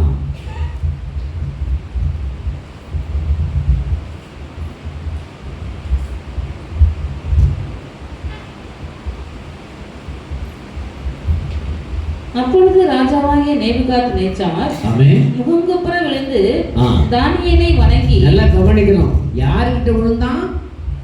தானியேலிடத்தில் விழுந்தான். நீங்க வெளிப்பாடுகளை வெளிப்படுத்தும் பொழுது, நீங்கள் தரிசனம் உள்ளவர்களாக நிற்கும் பொழுது, கர்த்தர் செய்கிற ஒரு முதல் காரியம் என்ன தெரியுமா? உங்களை மேன்மைப்படுத்த ஆரம்பிச்சார். உலகமே உங்களை கண்டு பயப்படும். அல்லேலூயா. படிங்க. முகங்குப்புற விழுந்து தானியேலை வணங்கி அவனுக்கு காணிக்கை செலுத்தவும் தூபம் காட்டவும் கட்டளையிட்டான். நல்லா கவனிங்க, எப்படி வந்துச்சு பாருங்க நிலைப்பாடுகள். அல்லேலூயா அல்லேலூயா அல்லேலூயா. படிங்க. ராஜா தானியேலை நோக்கி, நீ இந்த மறைபொருளை வெளிப்படுத்தபடியினால் மெய்யாய் உங்கள் தேவனே தேவர்களுக்கு தேவனும், மெய்யாய் உங்கள் தேவனே தேவர்களுக்கு தேவனும், ராஜாக்களுக்கு ஆண்டவரும், ராஜாக்களுக்கு ஆண்டவரும், மறைபொருள்களை வெளிப்படுத்துகிறவரும், மறைபொருள்களை வெளிப்படுத்துகிறவருமாய் இருக்கிறார் என்றார். ஒரு அழகிய சொல்லுங்க பாப்போம். அல்லேலூயா அல்லேலூயா அல்லேலூயா அல்லேலூயா. அப்போ வெளிப்பாடுகள் உங்களுடைய வாழ்க்கையை மாற்றி அமைக்கிறது. வெளிப்பாடுகள் உங்களுக்கு மட்டும்தான் கொடுக்கப்பட முடியும். ஒரு அழகிய சொல்லுங்க பாப்போம். ஆமென். அல்லேலூயா அல்லேலூயா ஆமென். அல்லேலூயா. எதை கண்டுமே கலங்கக்கூடாது. பிரச்சனை வரும் பொழுது கலங்கக்கூடாது. ஏன்னா உங்களுக்குள்ள என்ன இருக்குதுன்னா, இருக்கணும்னா ஜெப ஆவி இருக்கணும். குடிக்கிற ஆவி இருக்கக்கூடாது, வெறிக்கிற ஆவி இருக்கக்கூடாது, ரத்தத்தை சாப்பிடுற ஆவி இருக்கக்கூடாது, பூமிக்குரிய வாடை இருக்கக்கூடாது. சத்திய ஆவியானவர் ஜெப ஆவியாய் உங்களுக்குள் இருந்தால் உங்களை கர்த்தர் எடுத்து பயன்படுத்த போமானவராய் இருக்கிறார். நம்புகிறீர்கள்? ஒரு அலையிலே சொல்லுங்க பார்ப்போம். இந்த சூழ்நிலையில் கர்த்தரை ஆராதிக்கிறவர்களை தான் கர்த்தர் உயர்த்துகிறார். ஹல்லேலூயா. மனமகிழ்ச்சியாய் இருக்கும் பொழுது அல்ல, தோல்வியாய் இருக்கும் பொழுது அல்ல, எப்பொழுதும் கர்த்தரை ஆராதிக்கிற ஜனம்தான் பாக்கியம் உள்ளவர்கள். ஹல்லேலூயா, ஹல்லேலூயா, ஹல்லேலூயா, ஹல்லேலூயா, ஹல்லேலூயா. ஆமென். ஹல்லேலூயா. சோர்வு வரும், ஆனால் சோர்ந்துடக்கூடாது. சோர்வு வரும், அதுக்கு இடம் கொடுத்துடக்கூடாது. சோர்வு என்ன செய்யும்னா உன் விசுவாசத்தை உடைச்சிடும். சோர்வு என்ன செய்யும்? உன் நம்பிக்கை உள்ள உன்னுடைய விசுவாச வாழ்க்கையை சிதைச்சி உன்னை ஒன்றும் இல்லாமல் அடிச்சிடும். அதே சமயத்தில் சோர்வு வந்தாலும் கர்த்தரையே நம்புகிற பாத்திரமாய் நீங்கள் இருக்கும் பொழுது கர்த்தர் உங்களை உயர்த்தாமல் இருக்கவே மாட்டார். கரங்களை தட்டி ஆண்டவருக்கு நன்றி செலுத்துவோம். ஹல்லேலூயா. இஸ்ரவேல் ராஜ்யத்தின் கரங்களை நல்லா தட்டுங்க பார்ப்போம். ஹல்லேலூயா. ஆமென். ஹல்லேலூயா. இஸ்ரவேல் ராஜ்யத்தில் இருக்காரா இங்க? ஆமென். கர்த்தர் உங்களோடு கூட இருப்பாராக. ஆமென். ஹல்லேலூயா. கர்த்தர் நல்லவர், அவர் கிருபை என்றும் உள்ளது. ஆமென். ஹல்லேலூயா. என்னமா அது? ஒரு சின்ன யானைக்குட்டி மாதிரி இருந்துச்சு, இப்படி போச்சு. ஹல்லேலூயா. பையன் நல்லா இருக்கானா? ரெண்டாவது பையன் பொண்ணா? சே. ஆமென். ஒரு அருமையான பாடலை பாடி கர்த்தரை துதிக்கலாமா? சோர்ந்து போகாதே, நீ சோர்ந்து போகாதே. டிஜிஎஸ் தினகரன் அவர்கள் பாடின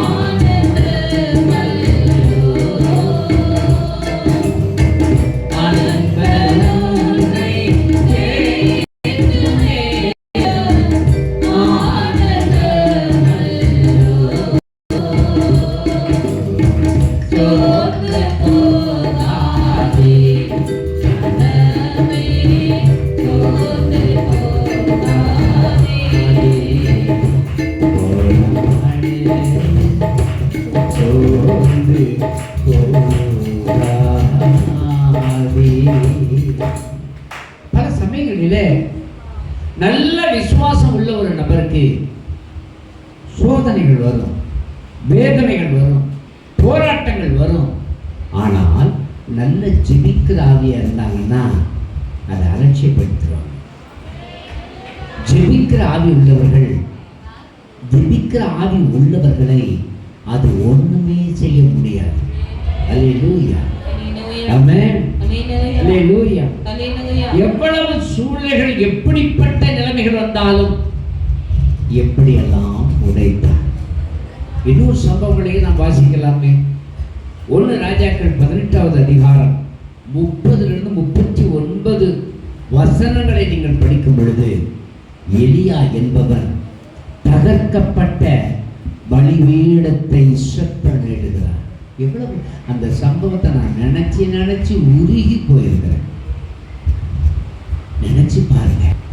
அகிலமே ஆண்டவரை ஆராதித்த நிலைமைகள் எல்லாம் மாறி பாகால்களை வழிபடுகிற ஒரு சூழ்நிலை வருகிற பொழுது வந்து பார்க்கிறான், ஆண்டவருடைய பலிபீடமே இல்லை. தகர்க்கப்பட்ட அந்த பலிபீடம் தகர்க்கப்பட்டு விட்டது. அந்த பலிபீடத்தை திரும்பவும் செப்பனிடுகிறான். எலியாதான் செய்கிறான். செப்பனிட்டு எல்லா மக்களையும் ஒன்றுபட்டுகிறார். எல்லாரும் வாங்க, என்கிட்ட வாங்க, என்கிட்ட வாங்க, என்கிட்ட வாங்க. கர்த்தர் தெய்வமானால் நீங்கள் கர்த்தரை பணிந்து கொள்ளுங்கள், பாகால் தெய்வமானால் பாகாலை பணிந்து கொள்ளுங்கள் என்று சொல்லிவிட்டு தகர்க்கப்பட்ட பலிபீடத்தை செப்பனிட்டு அந்த பலிபீடத்தின் மேலே தான் தெரிந்து கொண்ட அந்த காளையை சந்து சந்தாக துண்டித்து மேலே அழகாக அடுக்கி வைத்து அதில் 4 குடம் தண்ணீரை 3 தடவை ஊற்றி வானத்தை அண்ணாந்து பார்த்து சொல்லுகிறான். என்ன வார்த்தையை சொன்னான்? ஆண்டவர் பார்த்து என்ன வார்த்தையை சொன்னான் தெரியுமா உங்களுக்கு? அதை ஞாபகத்தில் எப்பவுமே இருக்கணும். என்ன சொன்னாங்க? யாருக்கு தெரியும் சொல்லுங்க. எலியா எப்படி சொல்லிச்சான்? கர்த்தாவே, இஸ்ரவேலிலே நீ தேவன் என்றும். அதெல்லாம் விட்டுடுங்க. கடைசி என்ன சொல்றாரு? இன்னும் பாயிண்ட்க்கே வர மாட்டேங்கிறீங்க. பலி செலுத்துறதுக்கு பிறகு என்ன செய்யும்? என்னை கேளும், என்னை கேளும், என்னை கேளும். அவன் சொல்றது கூட தெரியல. என்னை நான் செய்கிற இந்த ஜெபத்தை கேட்டறலும், என்னை கேட்டறலும், என்னை கேட்டறலும், என்னை கேட்டறலும். கண்ணீர் விட்டு கதறி அழுகிறான். ஹல்லேலூயா. நமனகர தரபா சுப்ரு குரு தரபந்தரா அமன கராகஷன் தரபல ஹத்தூரமான வானத்திலிருந்து அக்கினி இறங்கி எல்லாவற்றையும் பட்சித்தது. ரமனன மனகரா அதுரபல ஹம்தரா மின்னன குருச்சரபல ஹம்பா. சகல இஸ்ரவேல் ஜனங்களை பார்த்து அவன் சொன்னான், எல்லாரும் என்கிட்ட வாருங்கள். இங்கே நிற்கிற பாகாலுடைய தீர்க்கதரிசிகள் ஒருவரையாகவும் விட வேண்டாம். அதே ஆற்றங்கரையில் அவர் அத்தனை பேரையும் வெட்டி கொண்டு போடுகிறார்.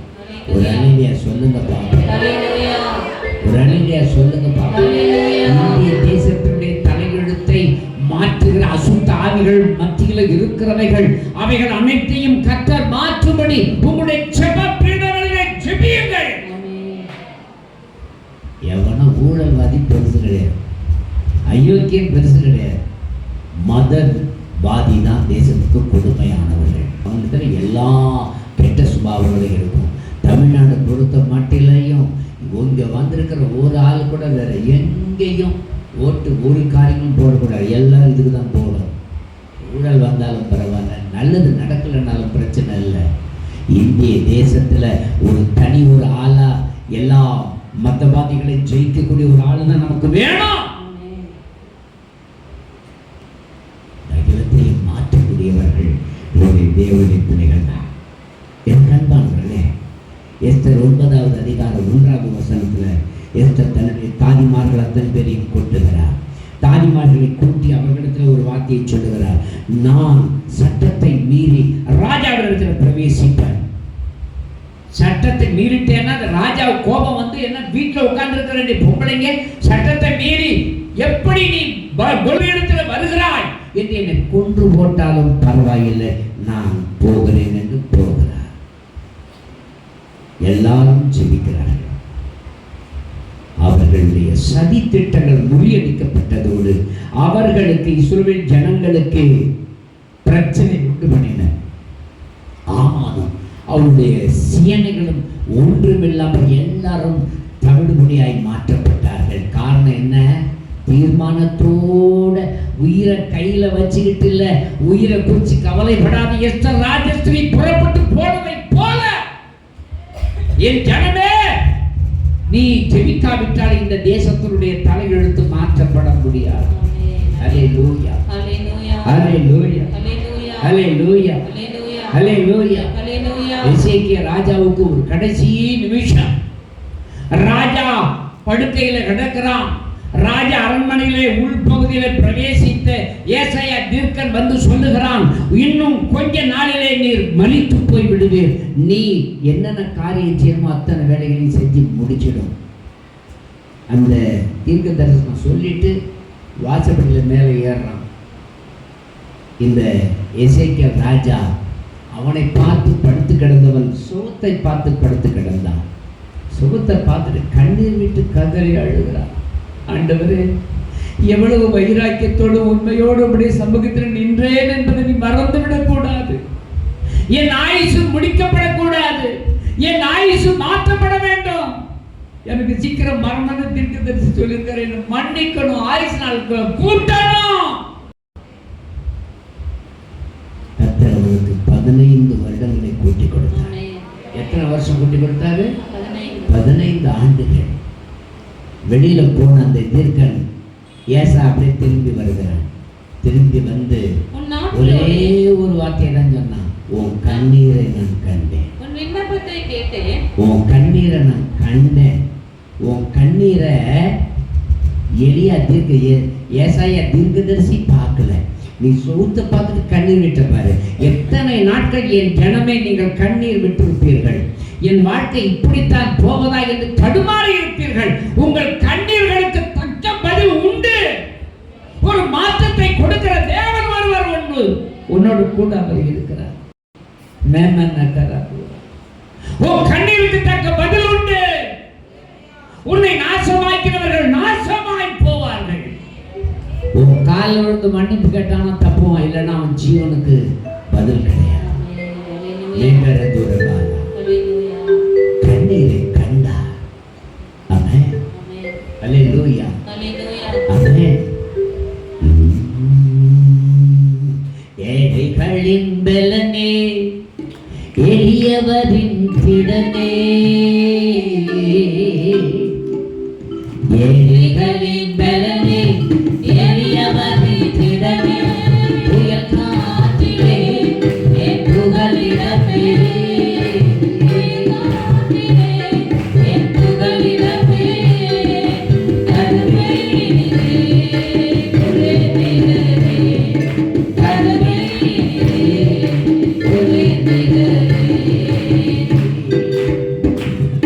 கர்த்தாவே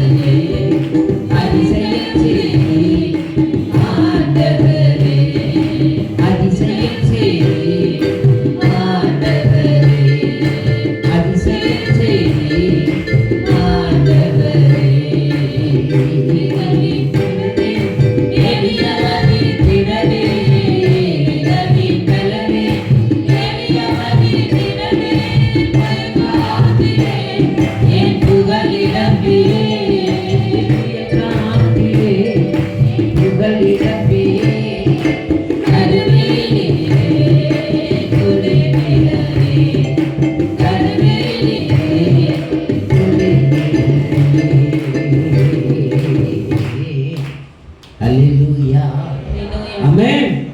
தானியேல் ஒரு தரிசனமுள்ள தலைவர்.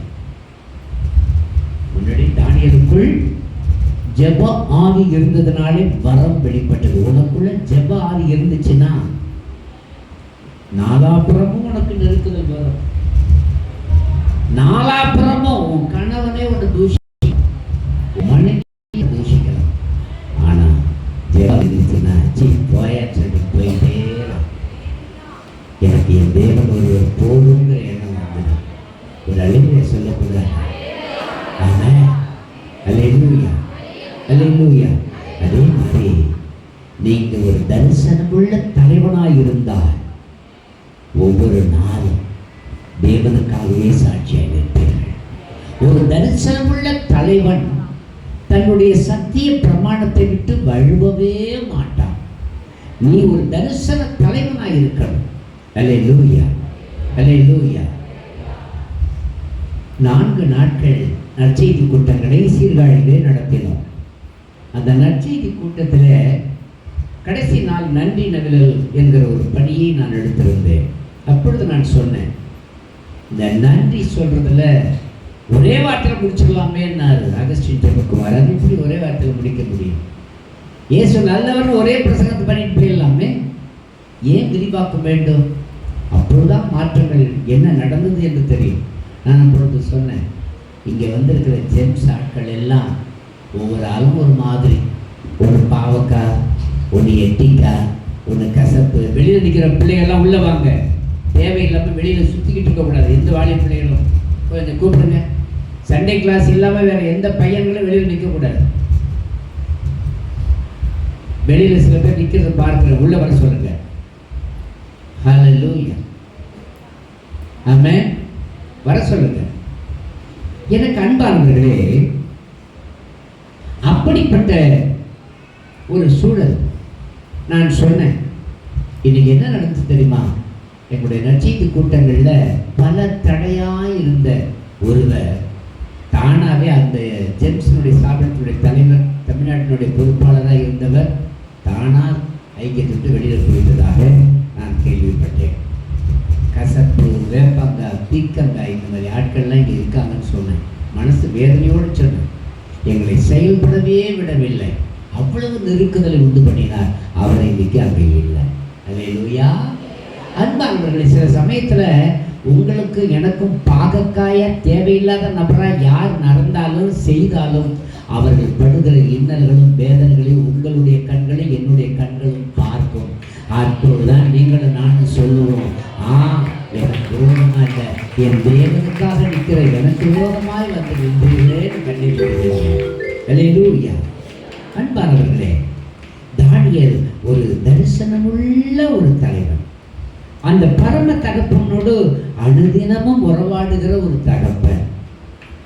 என்ன அன்பானவர்களே, அவன் ஒவ்வொரு நாளும் யூத முறைமையின்படியே அந்தி சந்தி மத்தியான வேலைகள் எல்லாம் அவன் ஜெபிக்கிறவன்.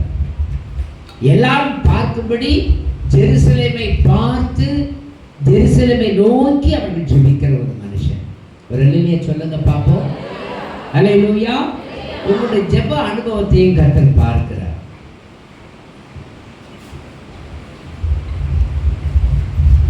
எந்த இடத்துல வேணாலும் ஜெபிக்கலாம். அப்போஸ்தலர் நடவடிக்கைகள் 16-13 நீங்கள் படிக்கும் பொழுது, ஓய்வு நாளிலே நாங்கள் பட்டணத்திற்கு வெளியே போய் ஆற்றின் அருகே வழக்கமாய் ஜெபம் பண்ணுகிற இடத்தில் உட்கார்ந்து அங்கே கூடி வந்த ஸ்திரீகளுக்கு உபதேசித்தோம் என்று அவர்கள் அந்த வசனம் சொல்லுகிறது.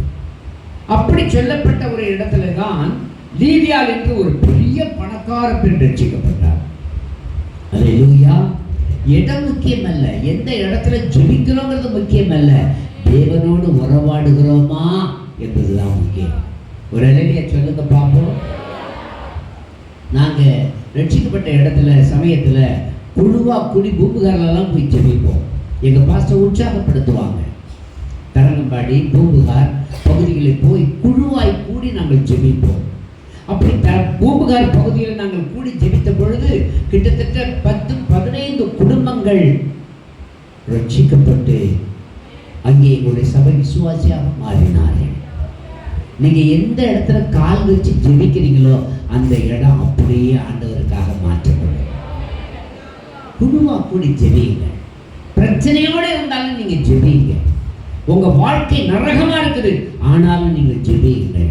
நீங்கள் ஜெபிக்கும் பொழுது ஒருவரும் உங்களை என்ன செய்ய முடியாது, ரட்சிப்பு விட்டு தூக்க முடியாது. எனக்கு அன்பானவர்களே, மூன்றாவது ஒரு காரியமா நான் சொல்ல விரும்புகிறேன். ஜான் வெஸ்லி காலத்திலே, ஜான் வெஸ்லி என்கிற ஒரு அருமையான தேவனுடைய மனிதன், அவர் இருந்த நாட்களிலே அவர் ஒரு காரியத்தை சபையில கேள்விப்பட்டார். என்னன்னா, அங்கே இருக்கிற சபைகளில் இருக்கிற பெண்கள் அநேகர் போய் குழுவாய் போய் ஒரு இடத்துல போய் ஜெபிப்பார்களாம், ஒரு புதருக்கு பக்கத்துல போய் ஜெபிப்பார்களாம். அங்கே நாளுக்கு நாள் மக்கள் திரள் கூடிக்கொண்டே வந்ததாம். இதை கேள்விப்பட்ட இந்த ஜான் வெஸ்லி ஒரு நாள் போய், என்னடா புதருக்கு பக்கத்துல போய் ஜெபிக்கிறாங்க, நாளுக்கு நாள் இன்னைக்கு 10 பேர் போனா 20 பேர் போனா 100 பேருக்கு மேல போயிட்டு இருக்கானேன்னு சொல்லிட்டு இவரும் போய் எந்த புதர்னு போய் பார்க்க போனா அந்த புதரை சுற்றி 4 பக்கமும் புதர் ஒரு பகுதி தான் உள்ள நுழைகிற வழி இருக்குது.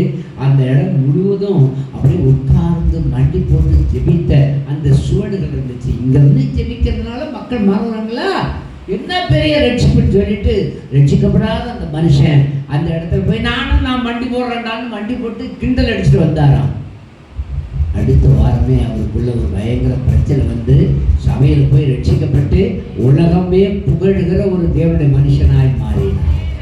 நீ ஜெபித்த இடத்துல, ஜெபிக்கிற இடத்துல இன்னொருத்தன் அற்பமாய் வந்து நின்னாலும் அவனும் ரட்சிக்கப்படுவான். ஏன்னா நீ யாரு? ஒரு ஜெப தரிசனம் உள்ள சகோதரி, ஜெப தரிசன சகோதரர். நீங்கள் ஜெபிக்கும் பொழுது தேசத்தின் தலையெழுத்து மாற்றப்படும் என கண்பானவர்களே. அல்லேலூயா, அல்லேலூயா, அல்லேலூயா. கடைசியாக 4வது காரியமாக தானியேல் தன் தேவனுக்காக, சத்தியத்திற்காக தன் ஜீவனையும் கொடுக்க துணிந்தவர். கடைசியா ஒரு தேவனுடைய பிள்ளைகள் எப்படி இருக்கணும்னா, உலகம் முக்கியமா, உலகம் முக்கியமா, உலகத்துல இருக்கிறவைகளை விட தேவன் முக்கியமா அப்படின்னு நீங்க தீர்மானம் பண்ணீங்கன்னா, உலகம் எனக்கு முக்கியம் இல்லை, என் தேவன் தான் எனக்கு முக்கியம் நீங்க தீர்மானம் பண்ணீங்கன்னா, உங்களை வச்சுதான் என் தேசத்தின் தலையெழுத்தே மாறும். அல்லேலூயா, அல்லேலூயா, அல்லேலூயா, அல்லேலூயா.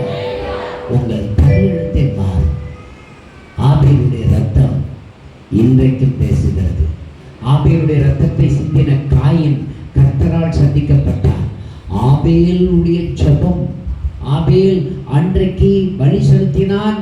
அந்த பலி செலுத்தப்பட்ட பொழுது அவன் ஆட்டினுடைய ரத்தத்தை பூமியில சிந்தின பொழுது கர்த்தர் அவனுடைய பலியை அங்கீகரித்தார். அவனை அவன் சகோதரன் காயின் தன்னை அங்கீகரியாத நிமித்தம் கோபத்திலே கொன்றான். எனக்கு அன்பானவர்களே, வேதம் சொல்கிறது, ஆபேலுடைய ரத்தம் முதற்கொண்டு ஆண்டவராகிய இயேசு மரித்து உயிரோடு எழும்பினதற்கு பிறகும், அதன் பிறகும் இன்றைய நாள் அளவுக்கும் யாருடைய ரத்தத்தை யார் சிந்தினாலும் அந்த ரத்தம் மேலிருந்து கூப்பிட்டு கொண்டே இருக்குமா? ஒரு அல்லேலூயா சொல்லுங்க பாப்போம். அல்லேலூயா, அல்லேலூயா. சத்தியத்துக்காக தன் ஜீவனை விட்டவர்கள் இங்க எவ்வளவு யோக்கியமா பேசுறாங்க. காசாவுல இஸ்ரவேல் ஜனங்கள் அநேக ஜனங்களை கொன்று விட்டார்கள் என்று சொல்லி, ஆனால் அருமையான தேவனுடைய பிள்ளையே, ஆப்பிரிக்காவில் ஒரு பகுதி, எந்த பகுதி?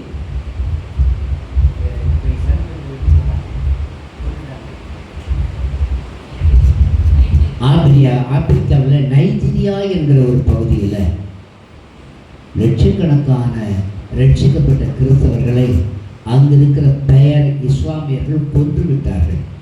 ரத்த சாட்சி எல்லாரும் மறிச்சாங்க. மறித்த அத்தனை பேரையும் அங்க இருக்கிற சர்ச் பாஸ்டர்ஸ் எல்லாம் அடக்கம் பண்றாங்க, கண்ணீரோடு சொல்றாங்க, எங்கள் இயேசுவுக்காக ரத்தம் சிந்தின பரிசுத்தவான்களை பாருங்கள் என்று சொல்கிறாங்க. ஒருத்தவங்க இன்னைய வரைக்கும் பேசணும்.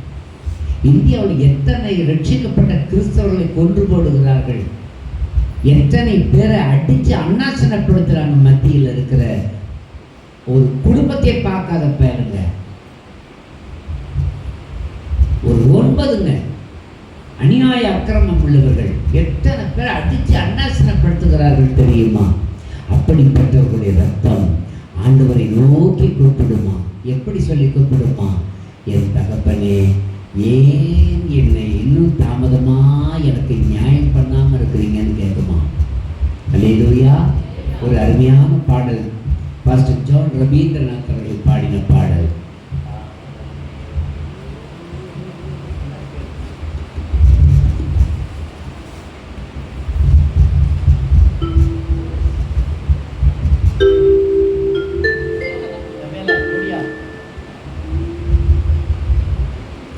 தாமதமேனோ எங்கள் இயேசுவே, தாமதித்தோமின் நாள் வரையில். தாமதமேனோ எங்கள் இயேசுவே, தாமதித்தோமின் நாள் வரையில். தாமதமேனோ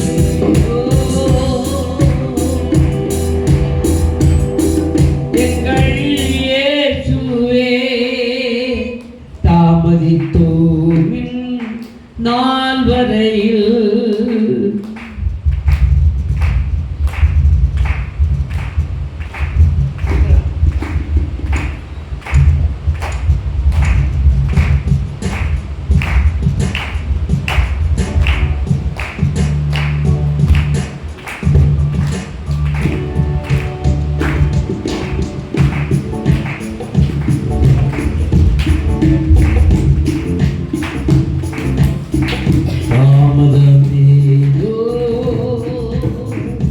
எங்கள் இயேசுவே, தாமதித்தோமின் நாள் வரையில். தாழ்விடம் தன்னில் நோக்கி மாறும் கற்பதனே இறங்கினே. தாழ்விடம் தன்னில் நோக்கி பார்த்தே தற்பதனே இறங்கிடுவே. தாமதமேனோ தாமதமேனோ தாமதமேனோ தாமதமேனோ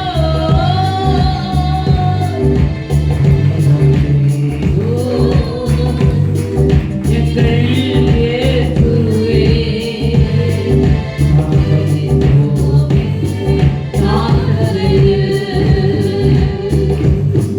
சீக்கிரம் வருவே என்றவரே, சீயோனில் இருந்து இறங்கி சீக்கிரம் வருவே என்றவரே, சீயோனில் இருந்து இறங்கி சிறந்த வாழ்வு எனக்கு இது. சீக்கிரம் வாரும் எங்கள் தெய்வமே, வாழ்வு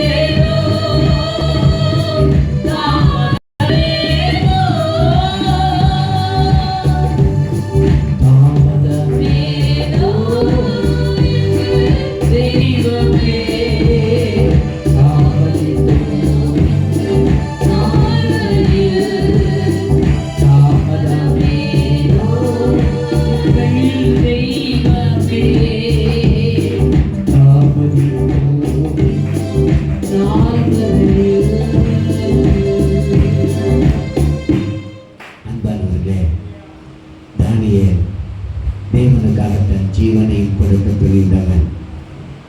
ஒரு சட்டத்தை கொண்டு வருகிறார்கள். ராஜா நிறுத்தின பொற்சிலையை வணங்காதவர்களை கொண்டு போட வேண்டும், சிங்கத்தின் கரியிலே கொண்டு போட வேண்டும்.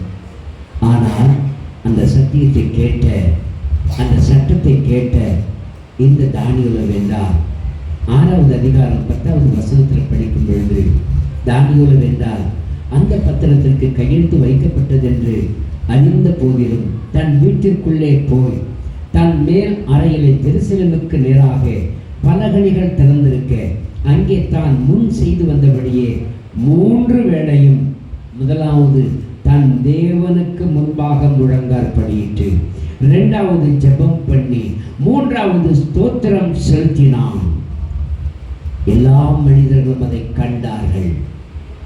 சட்டத்தின்படி அவர்களை, அப்படிப்பட்ட வழிபாடுள்ள நபரை கெபியிலே தூக்கி போடுகிறார்கள். 13, 14 எல்லாம் நீங்க படிச்சு பார்த்தீங்கன்னா எவ்வளவோ முயற்சித்தும் ராஜாவால் காப்பாற்ற முடியவில்லை. அப்பொழுது ராஜா கட்டளையிட அவர்கள் தானியேலை கொண்டு வந்து அவனை சிங்கங்களின் கெபியிலே போட்டார்கள். ராஜா தானியேலை நோக்கி ஒரு காரியத்தை மாத்திரம் சொல்லுகிறான், நீ இடைவிடாமல் ஆராதிக்கிற உன் தேவன் உன்னை தப்புவிப்பார். உங்களை பார்த்து நான் சொல்றேன், நீங்கள் இடைவிடாமல் ஆராதிக்கிற உங்கள் தேவன் உங்கள் வாழ்க்கையில் இருக்கிற கசப்புகளை நீக்கி ஆசீர்வதிப்பார். எந்த இடத்துல ஐயோ நான் செத்து போகிற நிலைமையில் இருக்கிறேனே, பாதிக்கப்பட்ட நிலைமையில் இருக்கிறேனே, தவிக்கிறேனே, நீ சொல்லுகிற காரியங்களை எல்லாம் கர்த்தர் கவனிக்கவில்லை நீ நினைக்கிற இல்ல, எல்லாவற்றையும் கவனித்திருக்கிற தேவன் மேலிருந்து கீழே விழுகிறார். இரவு முழுவதும் ராஜாவிற்கு தூக்கம் வரவில்லை. மறுநாள் காலை வந்து அந்த சிங்கத்தினுடைய கெபிக்கு பக்கத்தில் நின்றுவிட்டு அவன் சத்தமாய் சொல்லுகிறான், ஜீவனுள்ள தேவனுடைய தாசனாகிய தானியேலே, உன் தேவன் உன்னை தப்புவிக்க வல்லமையுள்ளவராய் இருந்தாரா? அவன் பதில் வார்த்தை என்ன சொல்றான், ராஜா கிட்ட வந்து சத்தமா கேட்கிறான், தானியேலே, ஜீவனுள்ள தேவனுடைய தாசனே, நீ இடைவிடாமல் ஆராதிக்கிறீல்ல, உன் தேவன் உன்னை சிங்கங்களின் கைக்கு தப்புவிக்க வல்லவராய் இருந்தாரா? அதுக்கு அவன் என்ன சொன்னா, அப்பொழுது தானியேல் ராஜாவே நீர் என்று வாழ்கிற சிங்கத்தின் கவியில போட்டதுனால நீ ஒழிகன்னு சொல்லல, ராஜாவே நீர் என்று வாழ்க, சிங்கங்கள் என்னை சேகப்படுத்தாதபடிக்கு தேவன் தம்முடைய தூதனை அனுப்பி அவைகளின் வாயை கட்டி போட்டார். அதேனென்றால் அவருக்கு முன்பாக நான் குற்றமற்றவனாய் காணப்பட்டேன், ராஜாவாகிய உமக்கு முன்பாகவும் நான் நீதிகேடு செய்ததில்லை என்றான். ஒரு அழியா சொன்னதை பார்ப்போம்.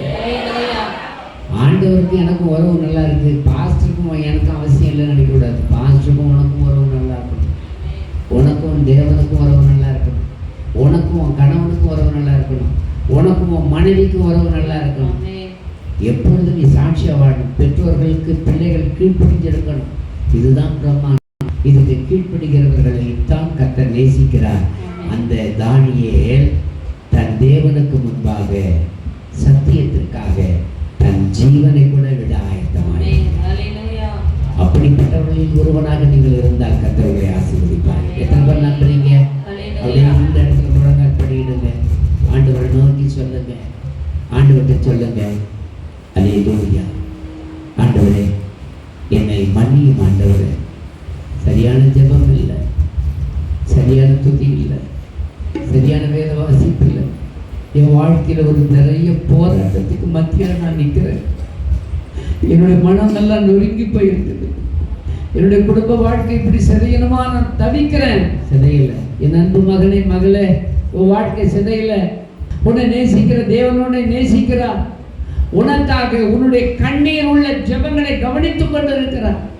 எத்தனை நாட்கள் முழங்கால் படியிட்டு ஆண்டவரே என்னுடைய கண்ணீருக்கு பதில் தாரும் என்று சொல்லி நீ கேட்டாய் அல்லவா? அந்த ஜெபங்களுக்கு பதிலை நான் வைத்திருக்கிறேன் என்று சொல்லுகிற தேவன் உன் அருகிலே நின்று கொண்டிருக்கிறார். நீங்கள் பயப்பட வேண்டிய அவசியம் இல்லை. நீங்க தடுமாற வேண்டிய அவசியம் இல்லை. உங்க வாழ்க்கைய தன்னுடைய வல்லமை உள்ள கரத்தினால உயர்த்துகிற தேவன் இங்கே இருக்கிறார்.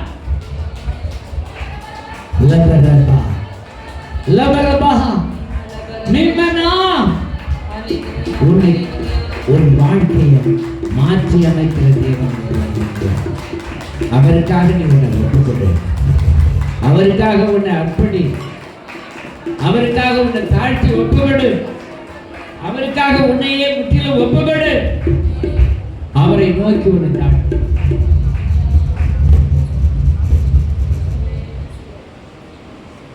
என்ன காரியம் சொன்னாலும் சரி, சத்தியத்தை அறிஞ்சு ரத்தம் சிந்தனுடைய ரத்தம் சிந்தப்படத்தான் வேண்டும். ஜாக்கிரதையா விசுவாசிகள் இருக்கலாம். விசுவாசிகள் வெகு ஜாக்கிரதையா இருக்கணும். அடுத்தவன் மனம் உடையும்படி நாம் நடக்கக்கூடாது. உன் மனைவி கண்ணீர் சிந்துகிற விதத்தில் நீ நடக்கக்கூடாது. உன் கணவன் கண்ணீர் சிந்தக்கூடிய அளவில் நீ நடக்கக்கூடாது. உன்னுடைய குடும்பம் செழிப்படையத்தக்க மார்க்கத்தில் நீ நடக்க வேண்டும். உன்னுடைய எதிர்காலத்தை ஆசீர்வதிக்கிற தேவன் ஒருவர் இருக்கிறார் என்பதை நீ பயந்து விடக்கூடாது. எந்த நேரத்திலும் கண்ணீரோடு ஜெபிக்கிற மக்களை தான் கர்த்தர் நேசிக்கிறார். உன் வாழ்க்கையை மாற்றி அமைக்கிற தேவனுடைய சமூகம் உனக்கு முன்பாக இருக்கிறது. நீ மறந்து விட வேண்டாம். இந்த நிலைமை வரைக்கும் என்னுடைய வாழ்க்கை கட்டப்படவில்லையே நீ தவிக்கலாம். பரிசுத்த வேதம் சொல்லுது, உன்னை ஆசீர்வதிக்கிற தேவன் இன்றைக்கும் உயிரோடு இருக்கிறார். உன்னை நேசிக்கிற தேவன் இன்றைக்கும் உன்னோடு கூட இருக்கிறார். அவரை நோக்கி ஒப்பு கொடுப்பார்.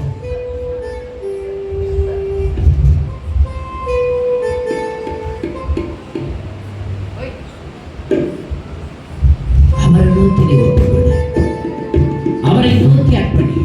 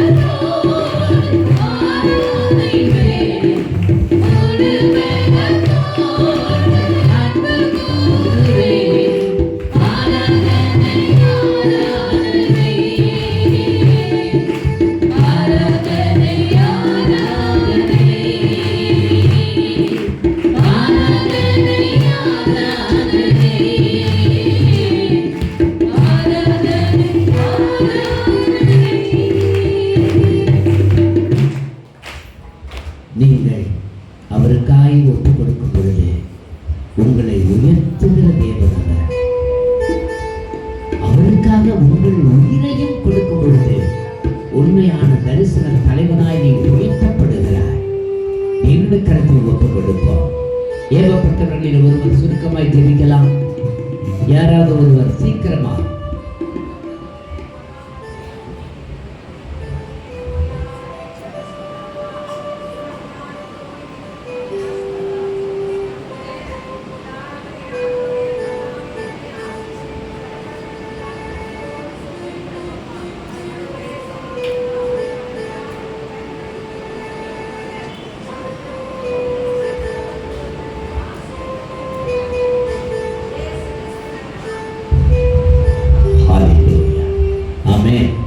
உட்காருவோம். இப்பொழுதும் அருமையான பீட்டர் இளைய பெருமாள் அவர்கள் முன்பாக வந்து ஒரு பாடலை பாடும் பொழுது வந்திருக்காங்களா இல்லையா?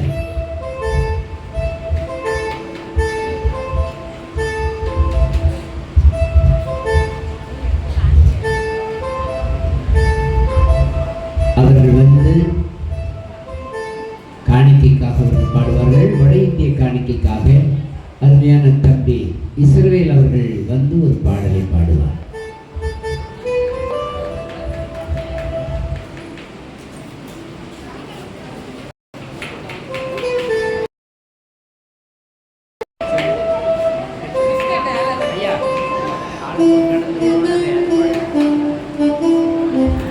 பிஸ்கட் வாங்கிட்டது.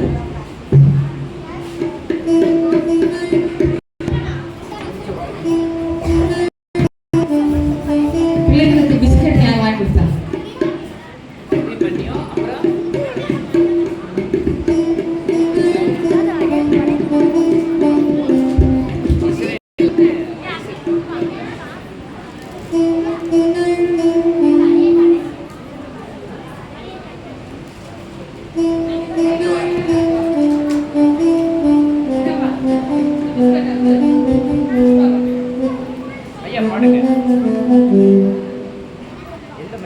கண்கள் கடந்து போனதே என் இயேசையா, கொஞ்சது கொள்ளாமல் நேரம் இது கொள்ளாமல் வாழும் காலங்கள் கடந்து போனதே என் இயேசையா, கொள்ளாமல்